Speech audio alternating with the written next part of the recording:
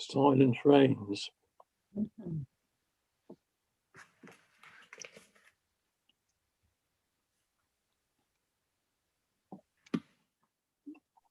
Right, okay, we are now live on YouTube, but we haven't made it to frame, Nick. There's no one watching at all at the moment. So,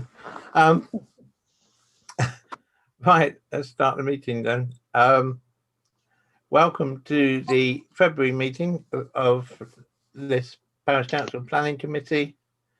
I am Councillor Keith Budden. I'm chairman of the committee, so I will we'll work our way through the agenda. We don't have any public with us tonight because we are online, and I don't believe we've received any public deputations this month. If we have, I haven't seen them. No, we haven't received any. Okay, so do we have any apologies, Lizzie? From Councillor Hargreaves. Okay, thank you. So we now have to do the declarations of interest, which I'm sure we're all used to the new format by now, but nonetheless we have to go through it.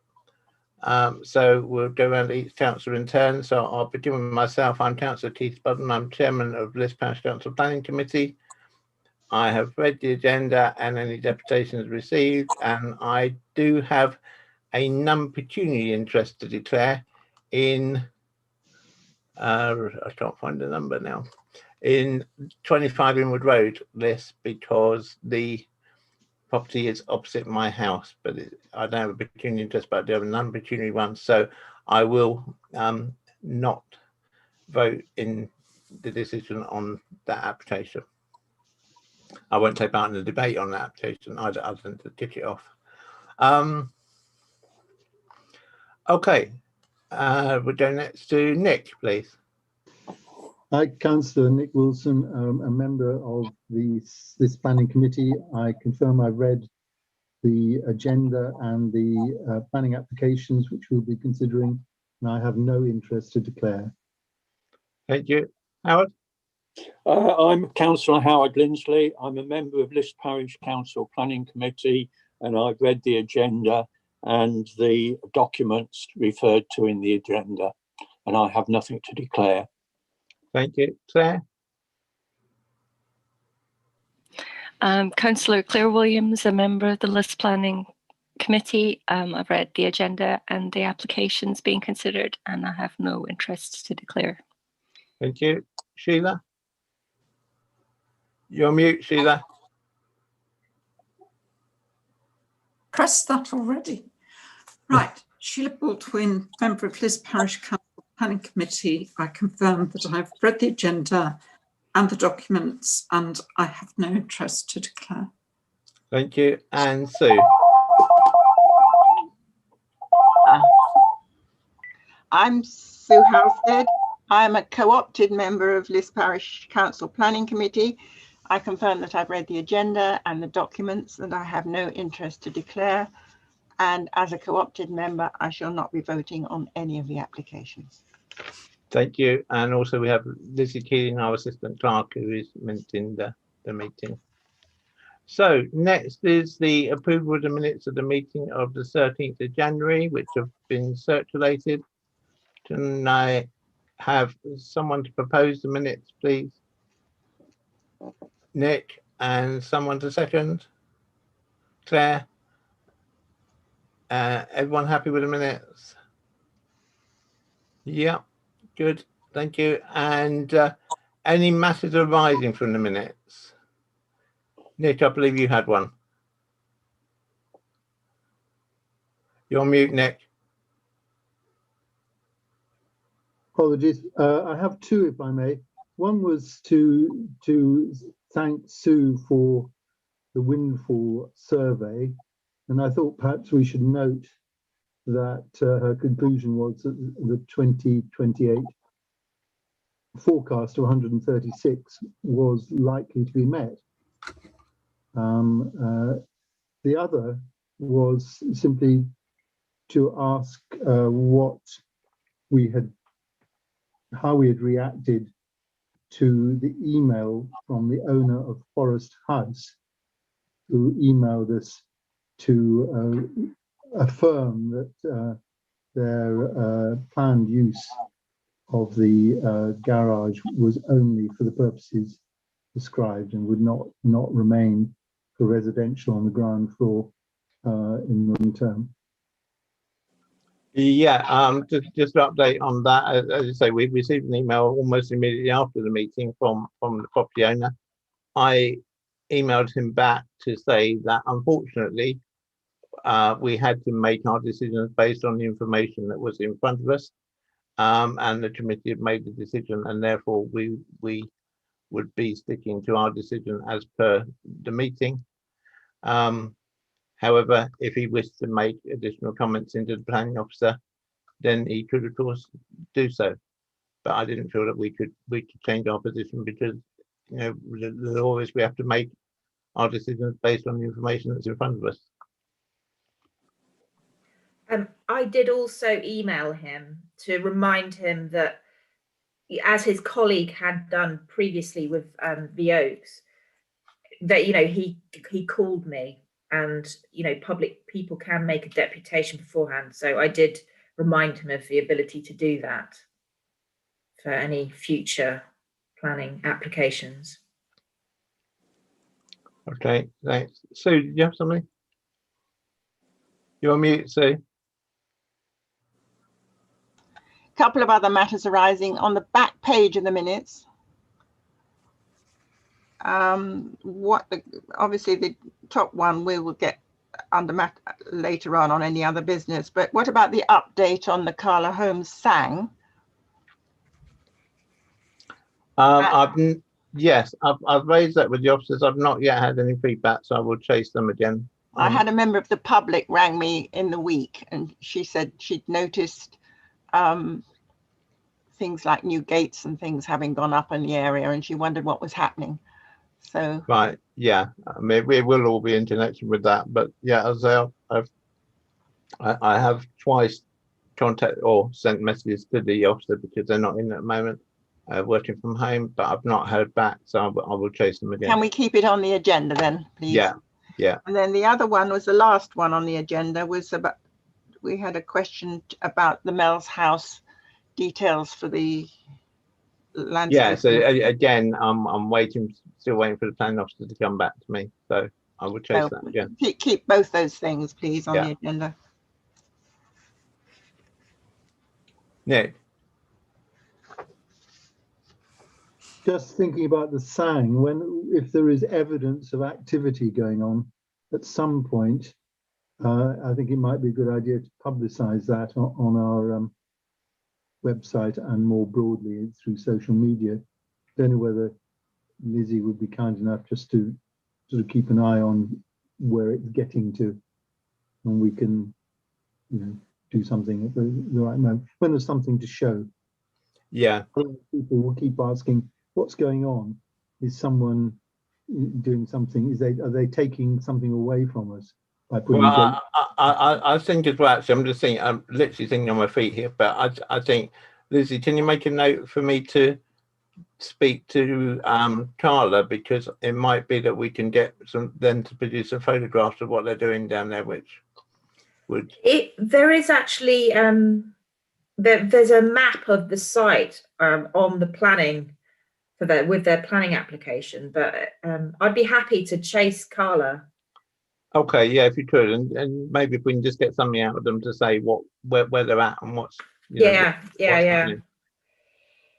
And if we could, if when Lizzie's got something for us to use, as Sarah does with me for other purposes, I'm quite happy to put it on next door. But clearly, we want to get it on the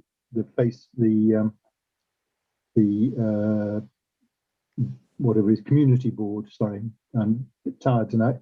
Community board Facebook page as well. Evening, Don.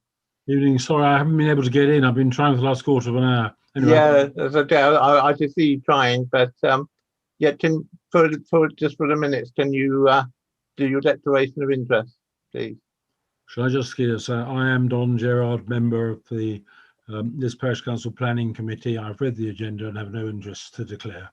Super, thanks, Don. So we've not yet got onto any of the applications. We're just doing some matters arising from the minutes of the last meeting. Anyone got anything else? Howard? Just slightly out of order maybe, but I believe somebody has actually moved into one of the houses there. On Andrews Ash? Yeah. All right, okay. Well, there's 2 houses look occupied, but I think one of them is now the sales office, and what was the sales office has gone. All right, okay.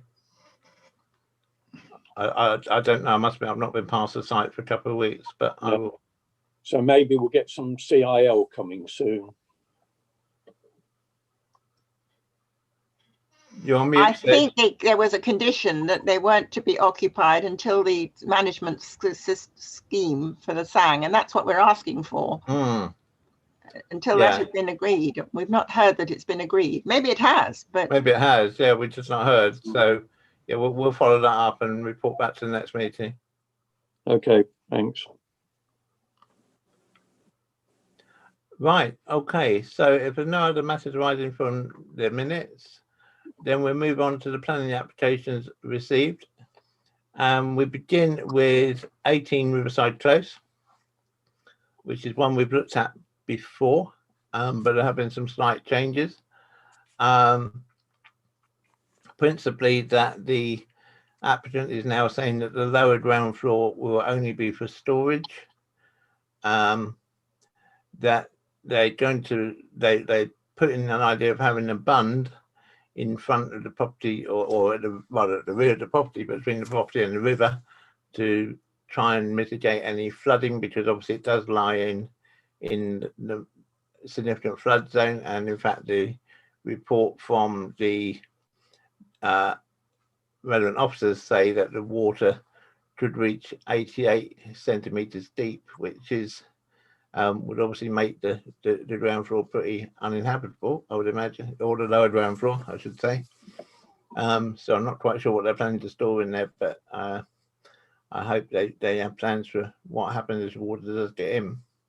And the other significant issue is the drainage, because of the high water level in the ground. Then the report from the drainage officer is that the only acceptable method of drainage is a filtration tank, which then allows the sewage out into the southern water sewage pipe at a controlled rate. And I think we would certainly want it conditioned that details of that would confirm to be adequate by the drainage officer before any construction commenced, because Chair, could you give me access to share my screen? Oh, sorry. Yeah, it should be there now. Thank you. So yeah, this is the plot at 18 Riverside Close. It's a reasonably substantial change to the bungalow that's there at the moment, both going down and up. And the neighbours have also got concern about a window in the side that faces on to 19 Riverside Close, because the window is there for, well, the occupiers or the applicant says that they need it there for a fire escape. I think I share the view of the neighbour that I'm really not 100% convinced about this fire escape idea, because the exit, the only place that goes is onto the flat roof and then onto the flat roof of the carport. And to me, it still looks like quite a substantial drop from the top of that roof off the carport down to the ground. And so I'm not sure it's something that I'd want to do. But then I suppose if there's a fire, maybe it's the least worst option. I'm not sure. But the important thing, I think, is that the neighbours asked for a condition that the fire exit window be glazed with obscure glass is conditioned in the planning, and I think we should support that request. But I'm open to any comments anyone else might have. Anyone want to say anything? Sue? Nick?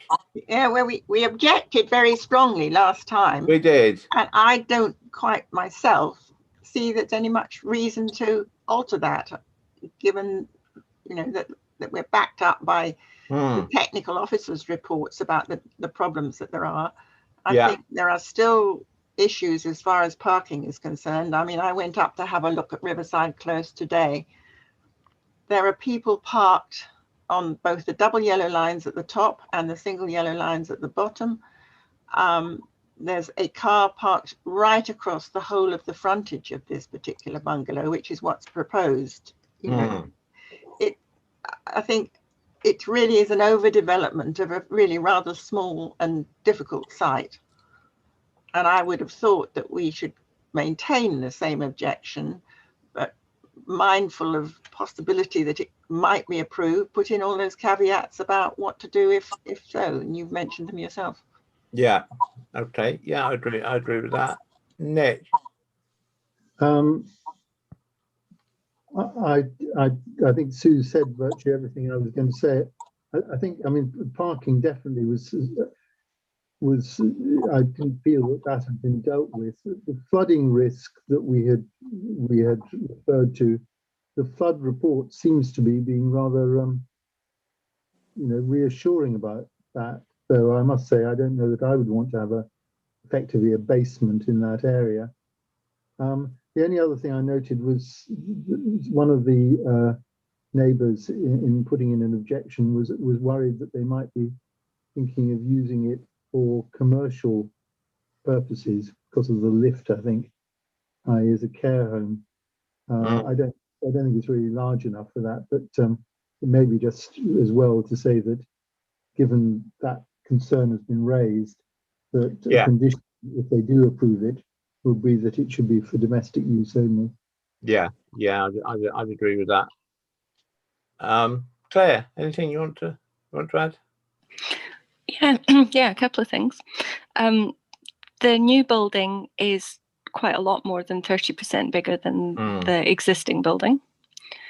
And if the basement is actually going to be used for storage, why do they have two sets of bifold doors?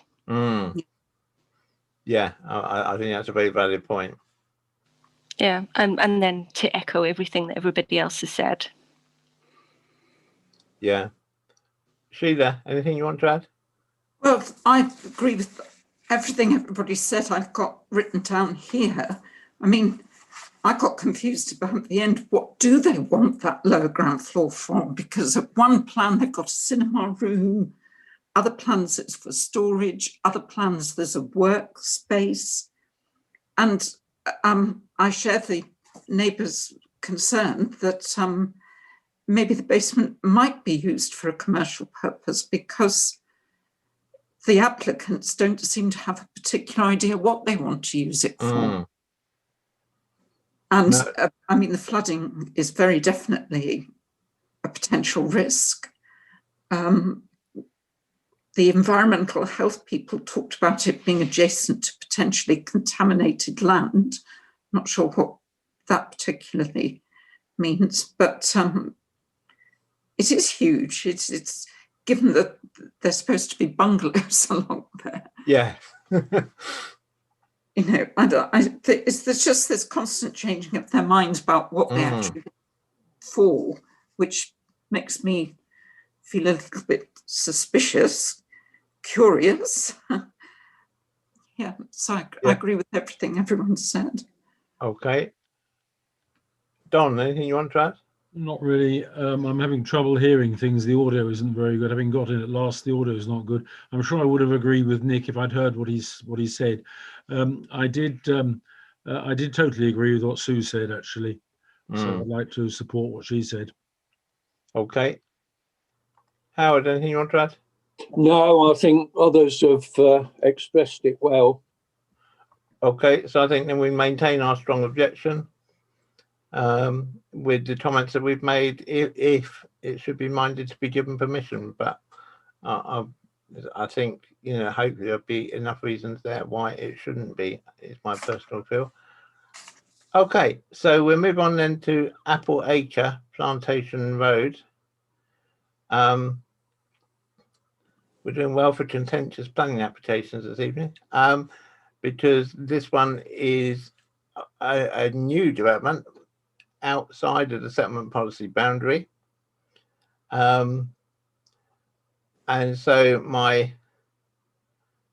I think what we have to bear in mind is that ordinarily, therefore, in that site, because it would be regarded essentially as an agricultural site or countryside site, we would only allow it if there was a clear reason why that property had to be in the countryside. And I don't think they've established a clear reason, is my personal view, but I'm open to others. I'm going to go to Sue first on this one, because I think Sue knows some history on the site.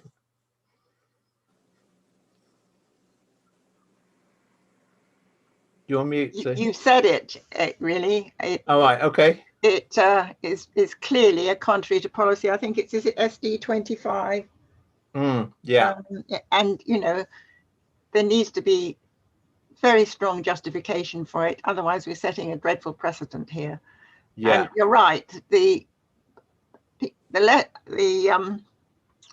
3 residents who have put in fairly sound objections, I think we could pick up on things that were submitted by them.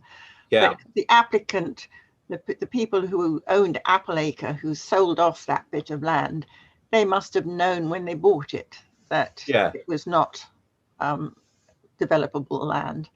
So I think we have no alternative but to object to this. Otherwise, we're undermining our own policies. Yeah, I agree. Thanks. So anyone else got anything they want to add on this one? Howard, where is that? I just thought looking at the plan, the house that backs onto it in Malvern Road, if this was given permission, then Monk's Hatch could arguably put a driveway in and fit another house onto their land. Yeah, true. Yeah, good point. If the precedent is set. Yeah. Nick. One of the neighbours mentioned there's no mains drainage, although they said that that's what they would be using. Suggests it's a bit sloppy. I just thought that the history of it, where the planning officer had advised against making the application, although they had argued that a previous refusal had been dismissed. I mean, they're being very obviously persisting because they want to do it. But I don't think there's any reason for us to, in a sense, go against policy. I did think, I mean, just in sort of common sense terms, it seems a very built-up bit of rural East Hampshire. Looks quite a nice site, but it is against policy. Yeah. Anyone else? No. Okay. So I think we say strong objection for the reasons that we've outlined. Okay. So we move on then to 12 Coach Road Cottages, Hawkley Road, Liss.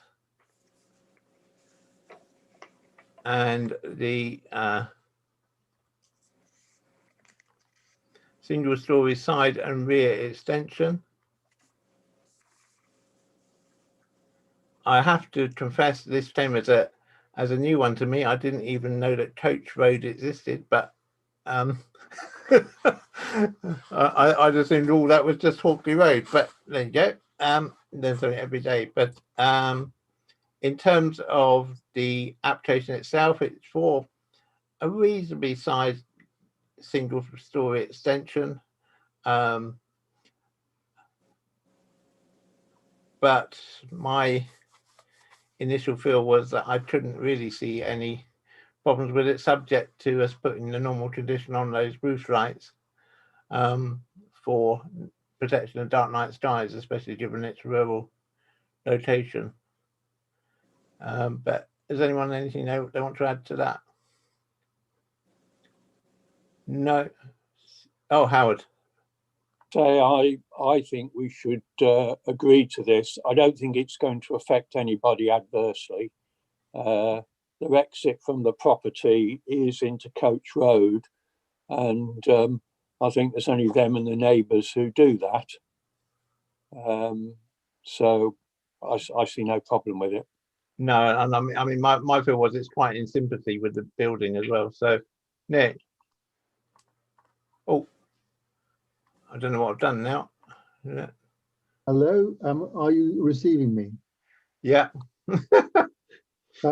I just it looks quite large, not high but large, and it was sort of interesting that the neighbourhood that is rather close, obviously being semi-detached, hasn't chosen to object. So I sort of rather discounted its largeness, but I assume it isn't more than the 30%. I think it's something we should get the officers to check for sure. Yeah. That was all. Sheila. The only thing I wondered about was, would it block light from number 11's conservatory? I mean, the neighbours haven't objected, but looking at that particular diagram, it seems to, I don't know whether the shade's coming from the mass of the house itself or whether it's some. I think it's coming from the mass of the house. I mean, I don't think it would have an effect on the conservatory because there's actually a reasonable gap between it and the conservatory. Well, the East Hants Planning Department say that it would be an improvement to the existing dwelling. So, yeah, I mean, I certainly would. You know, I think it's. I think we would struggle to find a reason to an objection that would stand up on planning grounds on this one, to be honest. So is everyone content if we say no objections, providing A, subject to the roof lights, avenue shading, and B, that the officers are content it's not more than 30%. Agreed. Yep, agreed. Okay, thank you. So we move on then to 72 Andrews Ash Road,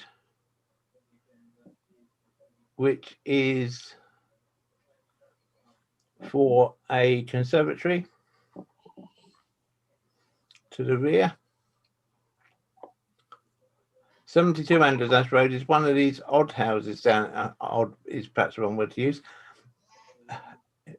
houses in Andrews Ash Road that it's easy to be unaware that they're there, because it sort of lays off down the path. And I have to confess that I only discovered that 70, 72 and 74 existed one time when I was out there delivering leaflets, and a Tesco's van came out of that driveway, because I just assumed the driveway only went as far as number 80. But anyway, those houses are there. It's for a reasonably small conservatory on the rear of the property. I can't see at all that it's going to have any effect on anyone else. It's a very moderate conservatory in terms of size. I think, again, we should apply the normal dark night skies thing as we have to these days to the roof. But other than that, I couldn't see any issues with it, unless anybody's got anything they want to raise. No. No. Okay, so we're saying no objection, subject to dark night skies. Okay, so then we move on to list delivery office, the flat, 45 Station Road. I'm not quite sure why they've said the flat, because it's not actually the flat that they're talking about the change for. Although it is in part, I guess. So the change that they're saying here is to make an extended doorway at this end, which is the end nearest to the coffee bar next door. The door needs to be wide because of accessibility, and they also want to restore some of the windows which have previously been bricked up. And on the upper floor, they want to put in these sash windows. Now, this was the only thing for me which I think caused me concern, was when I read the notes over here, which said that they were to be UPVC sash windows. My personal view is that I think they should be wood sash windows, given that it is in the conservation area, and these windows are facing onto the street. But Sue, I don't know if you've got any thoughts on that. Well, I was going to say I was going to welcome this. I think it would be a huge improvement to the street scene. Yeah. I had not really clocked that these were bricked up, but having looked at it closely, indeed they are, and these little, I don't know what they call them, over the top, are there waiting for the window to be reinstated underneath. Yeah. Certainly happy to mention about not UPVC. I mean, you can now get very good looking UPVC, which, you know, the conservation officer may be happy with, but it shouldn't just be any old UPVC. No, I guess we want to say, I mean, I guess then we want to say if it is UPVC, that it's sort of conservation grade UPVC, if Yes. it isn't such a thing. Nick? I happen to have installed some UPVC that looks just like wood, and I would concur. But my point was to say, like Sue, I welcome the look, and I just wonder whether in being sort of supportive of this, we could just ask that the planning officer is shown the detail of the materials and design before we go ahead. It's such a good opportunity for a really, you know, quite substantial part of the street to be made to look so much better, and it would be great to see it improving the look of the street. Yeah, I think so. I mean, it's a building that's been neglected for so long now. The only other thing that occurred to me as well, and it only occurred to me sort of literally half an hour before the meeting, but I think we as well want that door, because they mentioned that the door's for accessibility, and I understand that. Nonetheless, I think we should want that door conditioned so that it opens inward, because if it opens outward, it's going to totally block that narrow pavement.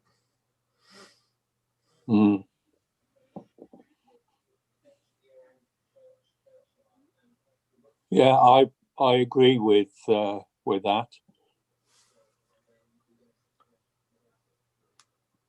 I did actually, as it happened, a week or so back before I saw this application, have a wander around that, and the back looks pretty run down as well. So hopefully, if they're starting to do something to the front, they'll do something to the back as well.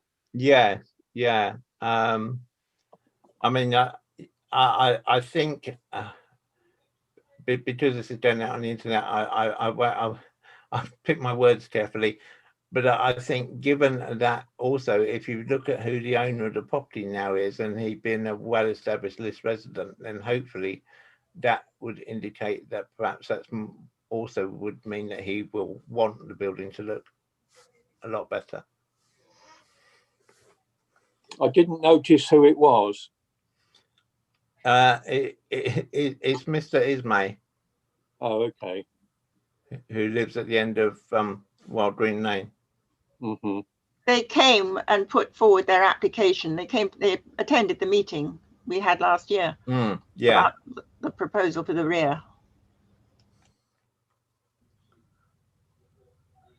So are we happy to say, subject to those things of the the actual material used for the windows being suitable and the door opening inwards, that we have no objection? Yes. To this. Okay. Thank you. So we move then on to the one that I'm not going to make any comment on, which is 25 Inwood Road. It's for an attached garage to the side following demolition of the existing sheds. I will let Sue, do you mind sort of leading on this, because I don't really want to say any more on this one. I really don't have anything to say. I mean, at the moment they've got a tent up. I don't know if that's to protect one of their cars that can't get into the existing. It's a sort of bricked area. It doesn't quite look like a shed at the moment, but I really don't have any objection to this at all. Anyone else have anything? Nick? Is it possible to, is there a view of where the parking would be?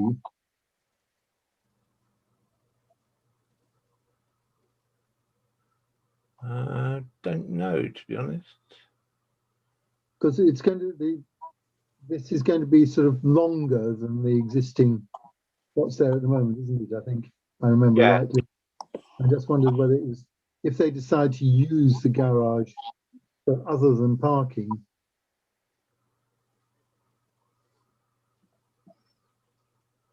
maybe we Doesn't seem to be any parking plans on there.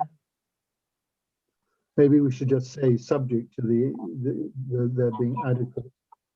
Yeah, I mean, just give what I can do. I can give a bit of background. At the moment, the whole of the front area here is laid to gravel. All right.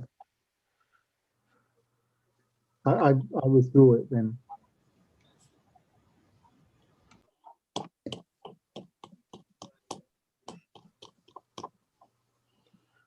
I mean, the only, having said I wasn't going to say anything, the only, I mean, I'm assuming we're going to say no objection, so I feel more comfortable saying something.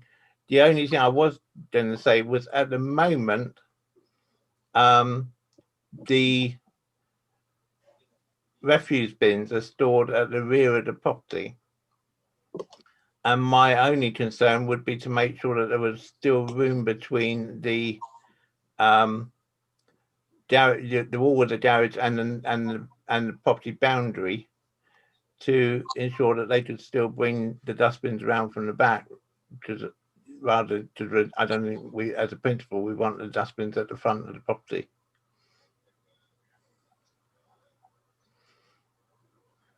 But subject to that, no objection. I think I'm seeing. Yeah. Yeah. Yeah. You can hear me? I'd just like to make the comment. It seems to me this is likely to be a precursor to then changing it into accommodation. It's so unusual for someone to build a garage these days. It's normally the other way around. They change a garage into accommodation. You should be able to go around the back without any doubt. Yeah, I think perhaps you've got a valid point there, though, John. Perhaps we should ask for the conditions that it remains as a garage. Well, I'm not sure we mind if it does, to be honest, but I suspect that it is going to be. The idea is it becomes accommodation. Because when you look at the site, it's not a particularly good place to put a garage. No, true.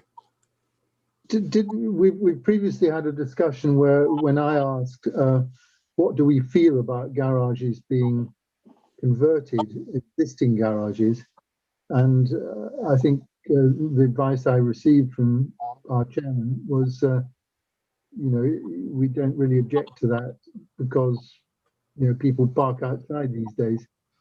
It might have been more open of them to simply apply for an extension to the house if that's what they intend, but it doesn't seem to me to be entirely logical to try and put a condition on a new garage when we wouldn't. No, that's true. No, good point. Okay.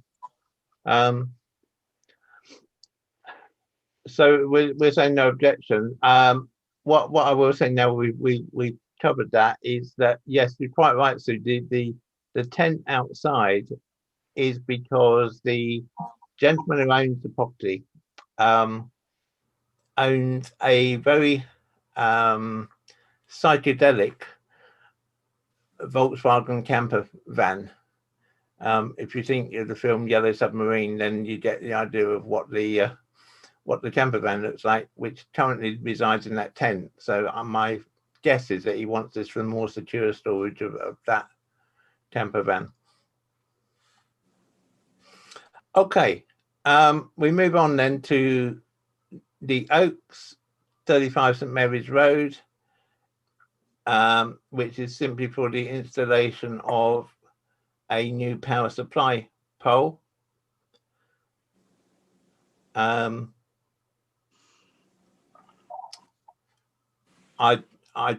don't see that really there's anything to object to on this. We're aware that the property is changing hands, so presumably this is in an attempt to update the electricity supply to bring it into modern standards, I would guess.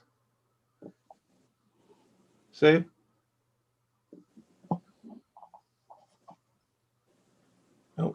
No. Okay, so are we all happy with this one? I don't see anything we can really object to on it. No problem. So we moved on to the next two, which have really got to be taken together because they're only two because the property is a listed building, which is Knight's Cottage Rate Road, which is for the addition of a shed at the end of the garden, and the shed is very close to Wild Green Lane, and because of the way the gardens are, it's actually higher than Wild Green Lane, but that's solely because the whole garden is higher than Wild Green Lane. The conservation officer has said they have no concerns about it, that they are happy with it, and they don't believe it does detract from the listed building.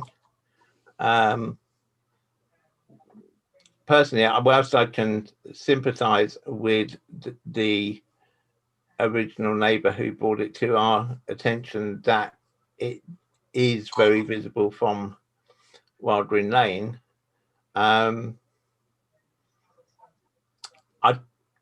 think we'd struggle, given that the conservation area says, our conservation officer says it doesn't affect the listed building, to actually protest too strongly about it. But I'm open to suggestions.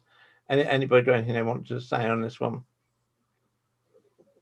Well, I went and had a look, and I drove up. I drove up Wild Green Lane. Yes, it is visible, but I'm not sure how visible it'll be once the leaves are back on the hedge and the trees. And it's a long way from the bottom end of the garden, away from the house.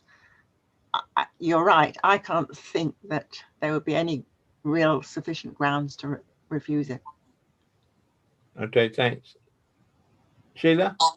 Well, I noticed that, I don't know if it was a covering letter or whatever, but they do actually say they have plans to plant beech whips along the hedge there.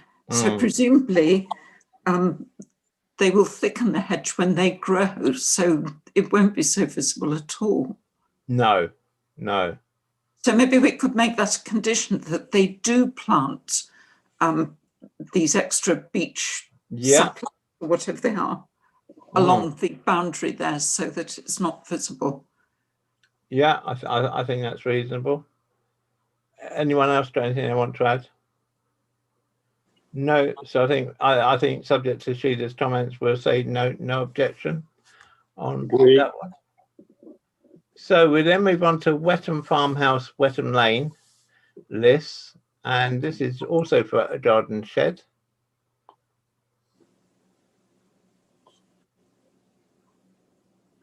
I couldn't find any documents on there, Chair. Oh, right, okay. Did anyone else find documents for Wetham? I thought I did spot something, but maybe I didn't. Okay, let me look again, because when I looked, Wasn't there a photograph? Let me. Yeah, while Liz is looking, I mean, I thought that the shed was likely to be more attractive than the garage. It was going to be. But the garage is going to be converted. Yeah, so the garage is going to be converted, which is why they want the shed to. They obviously want the extra storage because they're losing the storage from the garage. But my feeling was, given that they got that 1960s garage, a timber shed next to it would probably be an improvement rather than the reverse. Yes, yeah. So I didn't see any reason to object at all. No, I did. I didn't see anything. Anyone else got anything they want to raise on this one? Sheila? Well, don't they already have another planning application to convert the garage? Yeah, I think that's already gone through, I think. Yeah, so that's presumably why, if that's going to be converted into living quarters or whatever, they now want a shed to put everything that was originally in the garage into the shed. That's right.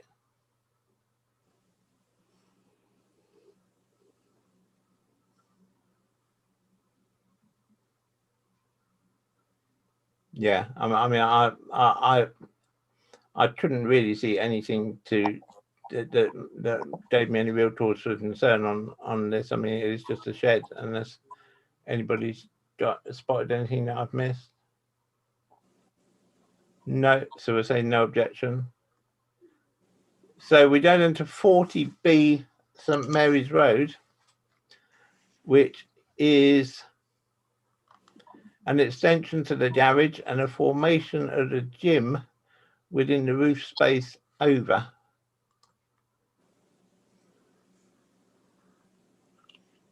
And so it is quite a change to the garage, it has to be said.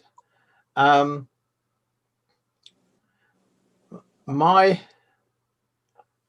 this is probably just me getting cynical in my old age, but my only concern was it does make the garage now look rather like it could become a dwelling, or at least an annex.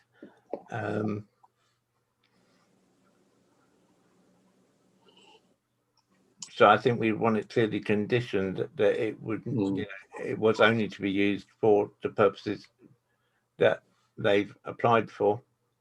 But I don't know if anyone else has got anything they want to comment on this one. Fair? I share your cynicism on that. That was my thought as well. Fair? I had a little concern. I know it's not living space, but the access to the loft gym area is by ladder. So what do they do in terms of fire there? Yeah. So you're supposed to have staircases going up to living accommodation. I know it's a gym, but there's a safety thing there. Yeah, no, I think that's a good point. I think we should certainly raise that. Sheila? Well, especially if that ladder comes down into a garage where there are cars. It was there's a picture of 3 cars. If you look under existing and proposed plans diagram, and it's got the cars and the way they're drawn, I couldn't see how they could get into the garage given the picture of the outside. Because if you look where the opening Yes, I see what you're saying. and I was just puzzled as to, you know, how they could all get in there, especially if the loft ladder's in the middle there. How do those cars get in? Yes, I do see what you're saying. I mean, yeah, I can see how you'd get 2 in, but 3 is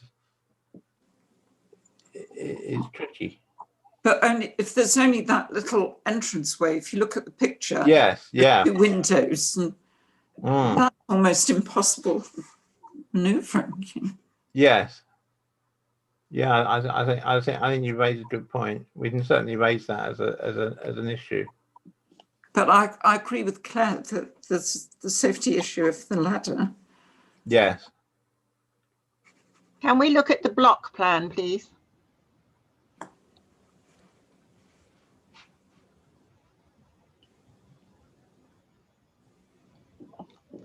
The application is for 40B. This up here is 40B. Oh, yes. That's. Did you manage to find anything out on that, Lizzie?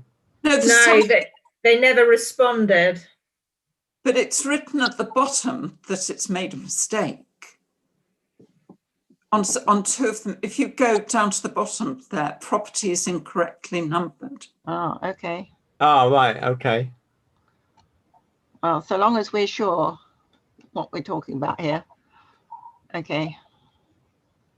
Well, so we're talking about what is labelled 40A, and it's in reality it's actually 40. It looks like it's actually 40B, and therefore presumably what's 40B is actually 40A. Yeah, that's what I assumed. I can't remember now because I didn't really understand it when I was looking at it, where the car entrance to the garage is on that diagram that's showing now. Oh, on the block plan. Yeah. The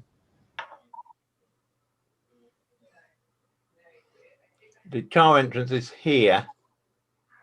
I've done one point in my mouse. You can't see where my mouse is. Yeah, it's at the front left. Okay.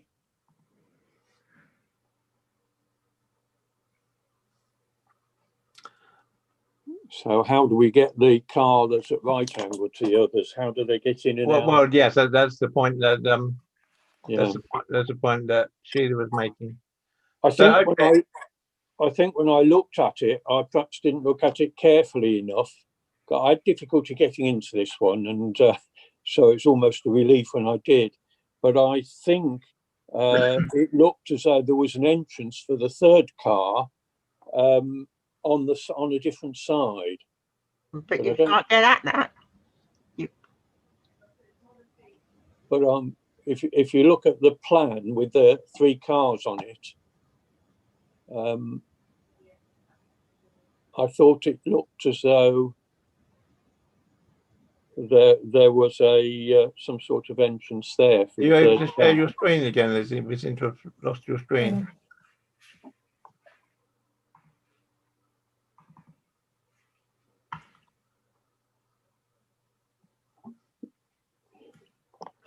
Yeah, I'm not sure. I don't think so. I think that wall is solid. That's the new bit. Yeah. Well, if you look at I think it's the front of the car, the wall that's downwards from the odd car. Yeah, that's the entrance. That's the entrance for cars. Yeah.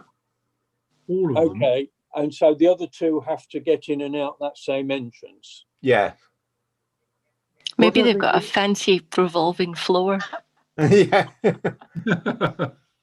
What I think it means is that the bottom left car, you'd have to move both the other cars out and then spend about 15 minutes doing very difficult maneuvering, hoping your sensors were working. I mean, I can't actually see them garaging 3 cars. No, I can't. I'm minded to agree with you. I think it's going to be 2. Having said that, I mean, it could well turn into residential under our liberal garage conversion policy, but it didn't seem to me to be overdevelopment. It's rather modest. Yeah, the bottom left car could get out, assuming the odd car is out.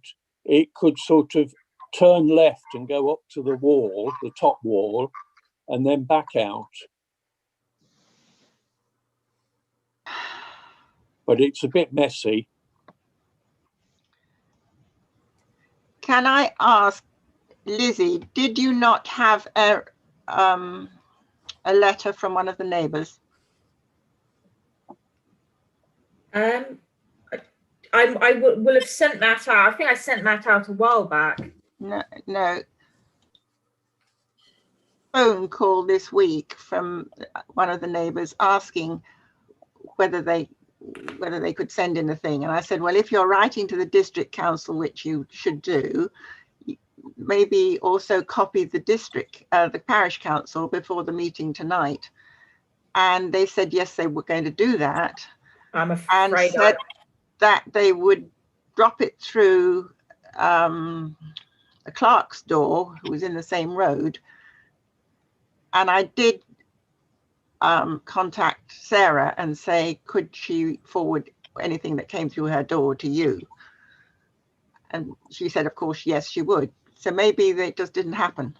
I haven't received anything. Okay. No. One of the points that I think has just come to me, we talked about fire exit from the gym. But in view of you've got beneath that 3 cars, all of which have petrol in them, I think that makes it a bit more serious about having some exit from the gym. Yes, that's a good point. Maybe a rope ladder down that they can drop out of a window. Or out of the window, yeah. Although it does say something there about Cabrio fire escape. It does. Yeah. Ah, sorry, I can't read. That's too small. So maybe that is what they're doing. I've no idea what a Cabrio fire escape is. Probably a No. ladder. Yeah, a rope ladder. Could be a rope ladder, yeah. Thing yourself through the window and pull out on the rope. Yeah. Mm. I've got that in my equivalent. Okay, so what do we feel on this? I mean, obviously we got concerns about the potential for it becoming a residential annex, but I do, you know, I think we want to mention about the lack of stairs. But is our overall feeling to object or consent, or Nick? I mean, I don't feel very strongly about this one because it's such a small additional space. But I think if we were to say that we do think that it should have a proper staircase, not a ladder, Yeah. and that might have to involve the sacrifice of one car space in the garage. Yeah. But unless we're going to try and investigate their souls in terms of what their future intention might be, I can't see a reason to object. No. Okay. I'm content with that. Yeah. Except we may need a condition, maybe not, that it should not become a separate Yeah. dwelling. Should I? They've got window. Yeah. Dark night skies. Windows. Yeah. Okay. So then we move on to the final one for tonight, which is 16A Riverside Close, which is a proposed single-story front and rear extension, replacing the existing windows and doors following demolition of the existing conservatory.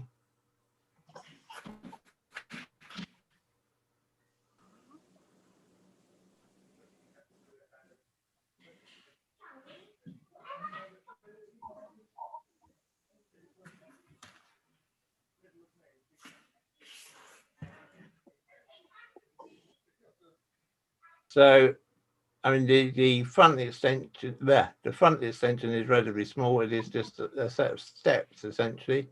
The rear extension obviously is a larger area, but well under 30%. Anyone any thoughts on this, Sheila? Well, I thought because another of the documents stated that there had been flooding in past years, right the way up to virtually, you know, the sort of veranda type thing, balcony type thing. I mean, I thought actually it was better before because they now have squeezing in an extra bedroom. So they're going to have 3 tiny bedrooms instead of 2 decent sized ones. But obviously that's up to them. But I think the main thing there is the flooding. But presumably if they're ready to live with it because they've already experienced it, you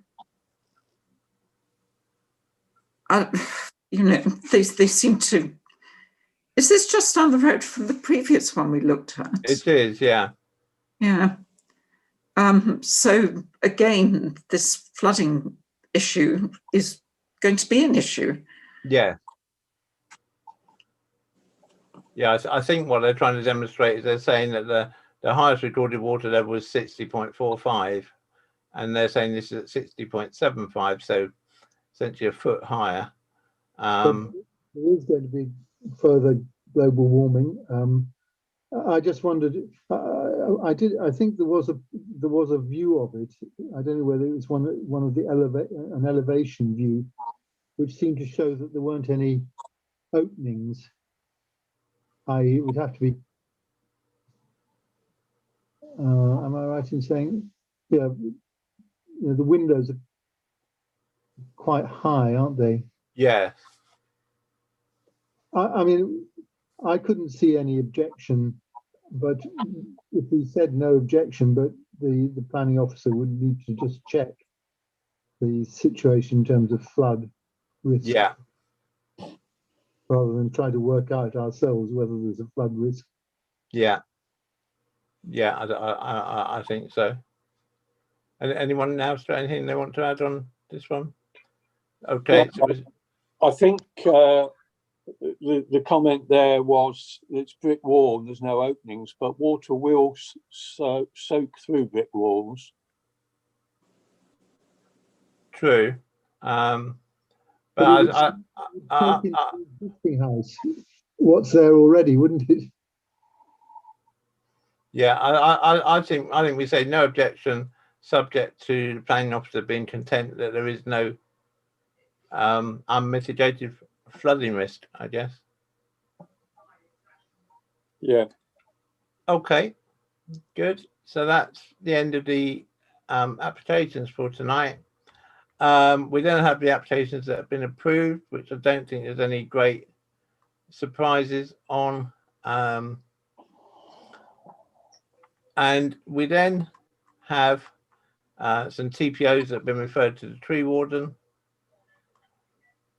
And then we come down to the sort of items 15 to 19.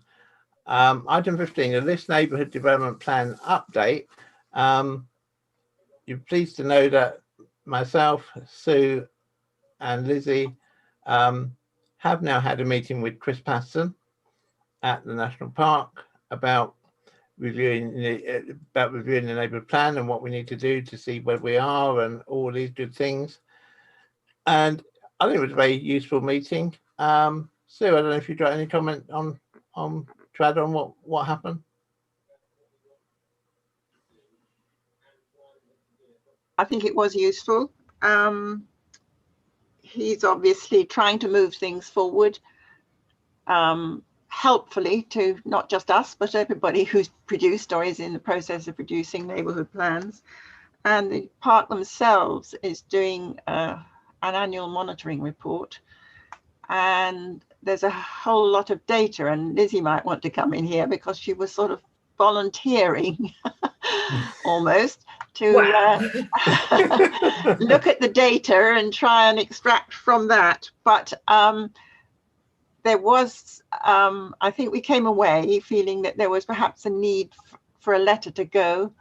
It may already have gone to the national park asking for support.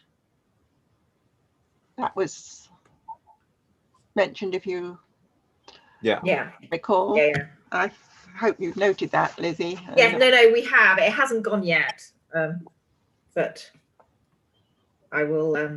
I think there's a bit of urgency about that from the point of view of what the work that the park is doing. Yes, true. Okay, I'll take that to Lizzie that we'll get that off this week if we can. And I think for sort of a slightly longer term, we'd probably, as a neighbourhood development plan working group,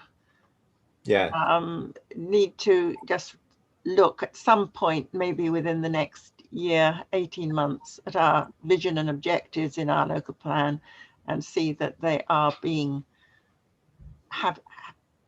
having regard to, and whether the policies within the plan are working, and in case there are any which are not. Yeah, I think that's pretty fair synopsis. So yeah, it was very Nick. Sorry, not having been involved in the discussions, could someone just say a little bit more about the nature of this support and what it would be for? I'm very keen on the idea of us getting support, but I just want to understand a bit what that actually would do. Well, the National Park is doing its annual monitoring report. I think they said that they've got producing data sets for 54 neighbourhood plans or something. And it's a question of us being able to get access to the data so that we have less work to do when we come to look at our own, if we can access the data that the park is producing. Because I think the main issue that Chris had was they just don't have the manpower to kind of to put the data they do have into a format that they can send them out to the 54 different parishes. So my thinking was, well, send us the raw data and we can see if we can kind of do anything with it. And rather than us having to start out trying to find a way of Yeah. obtaining the data, it just seems daft if the park's got it coming in, that they can't make it available so that we don't have to duplicate the work. Yeah, I mean, all we need is, I'm pretty good with Excel, so if they can send it to us on an Excel spreadsheet, I'm sure I can kind of glean something from it, the data that we may find useful. I mean, Chris himself was very supportive of this. There is a question of resources within the park and whether how they're going to be able to manage to do it. But I think if we say how valuable it will be for us to have this information so that we can do proper monitoring of our neighbourhood development plan, it just helps us and them probably. Yeah, absolutely. I'm struggling to think about what sort of things might be in there to try and understand what the database might look like. Well, it's things like whether the various policies in their plan and some of them that are in our plan are actually still relevant, whether they are being adhered to. I mean, for instance, we've been asking the question ourselves about SD 30 and 31.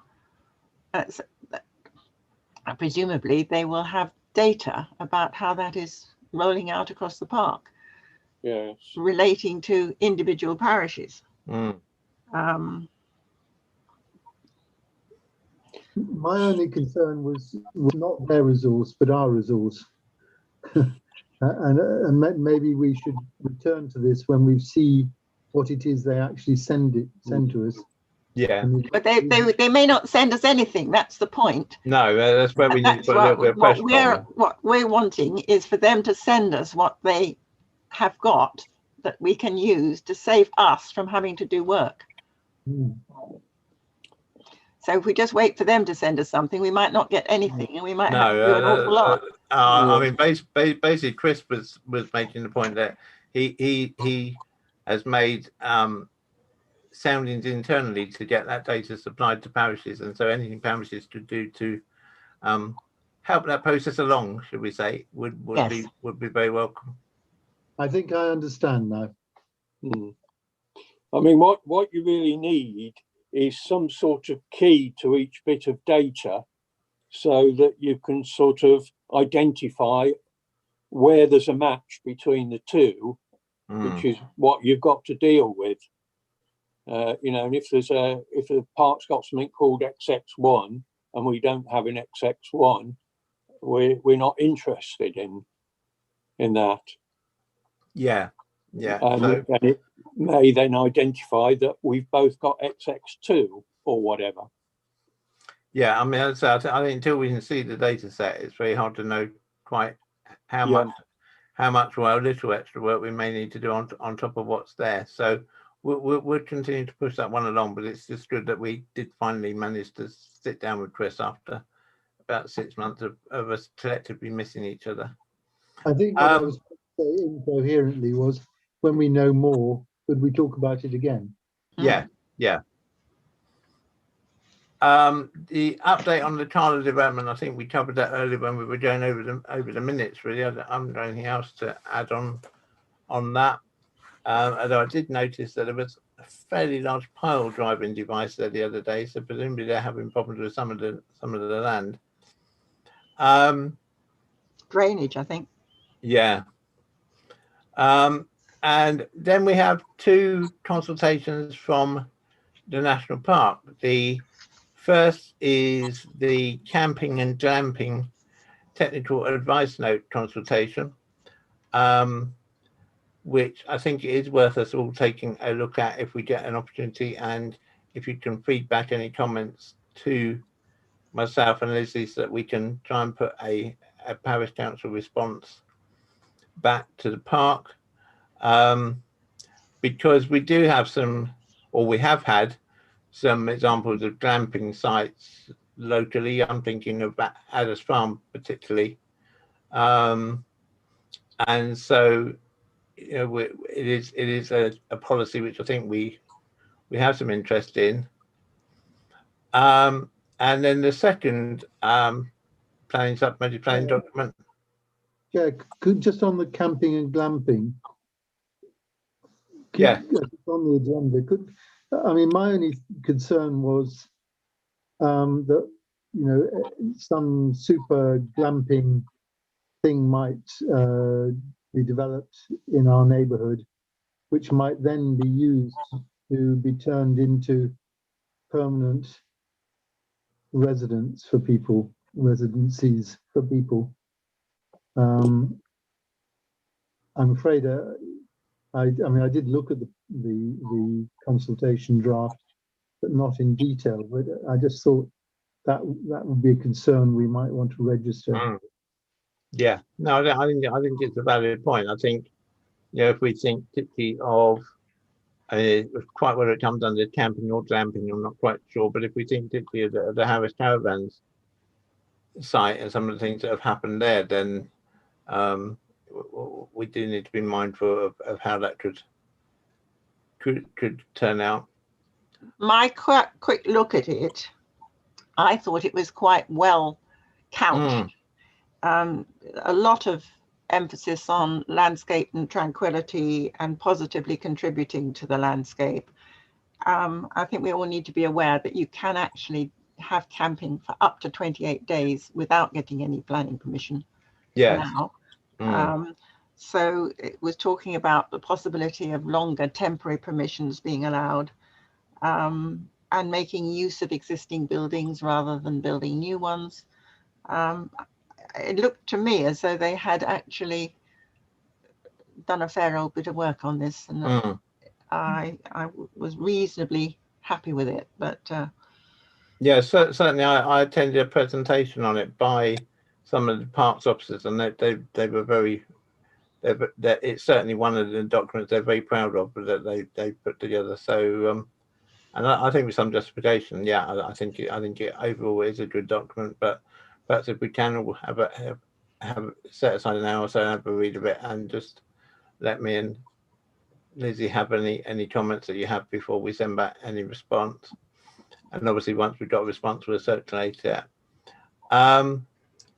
And the second supplementary planning document is to do with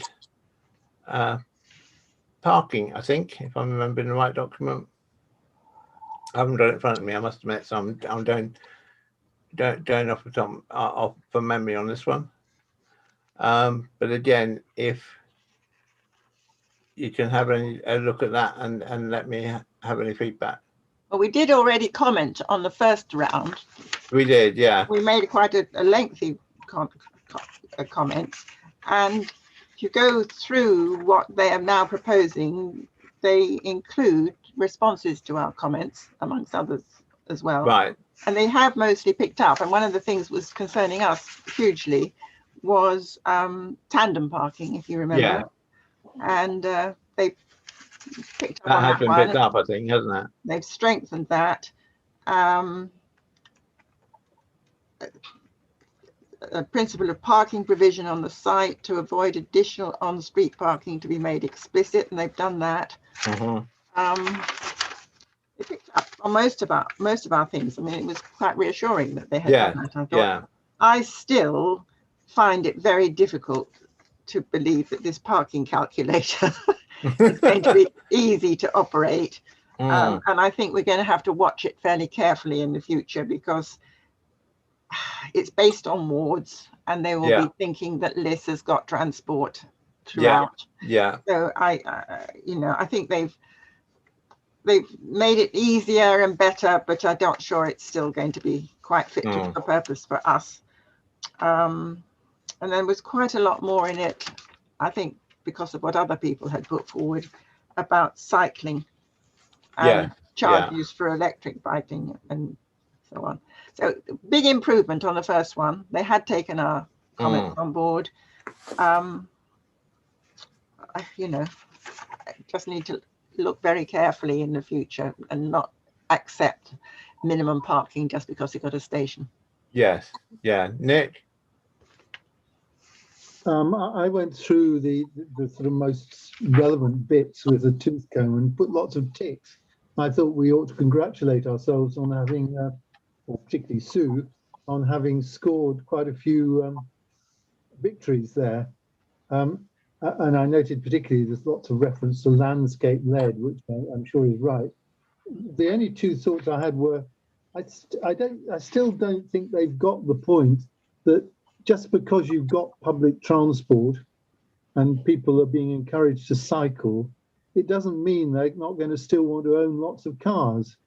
No. Possibly even wonderfully electric cars. And if we are going back, I wonder whether we should just have one more go at that.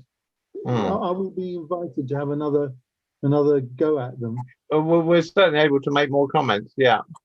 I mean, I was thinking we could sort of be positive about their responses to what we've said, but say we feel that they need to understand the behavioural aspects, and that just because you've got access to different transport modes does not mean that people in the increasingly affluent and attractive village of Liss will not want to have lots of cars.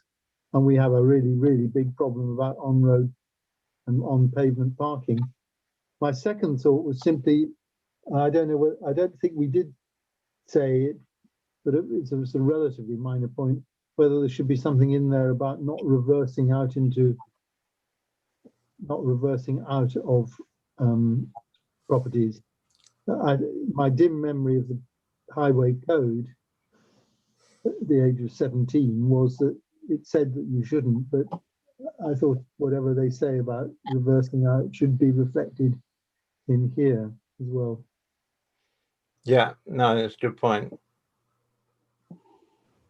Anyone else got anything else? Sheila?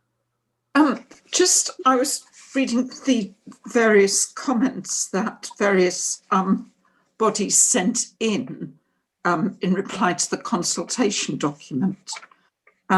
And we weren't mentioned, but can I just ask you why East Hants District Council had, quote, no comments to make on the proposed SPD?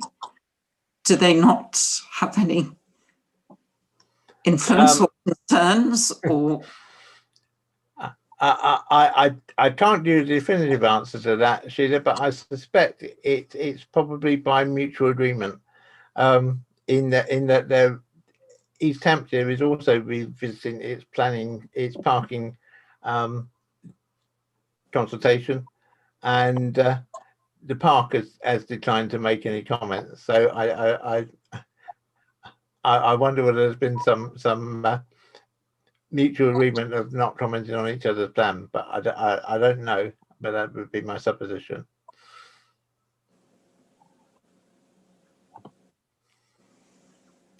I know that both authorities are very busy on plans and documents like this at the moment, and the East Hampshire particularly because we're looking at our new local plan, and unfortunately because of the planning white paper, which is gone back, and we're now waiting to hear what eventually comes out of that as being a bill at some point.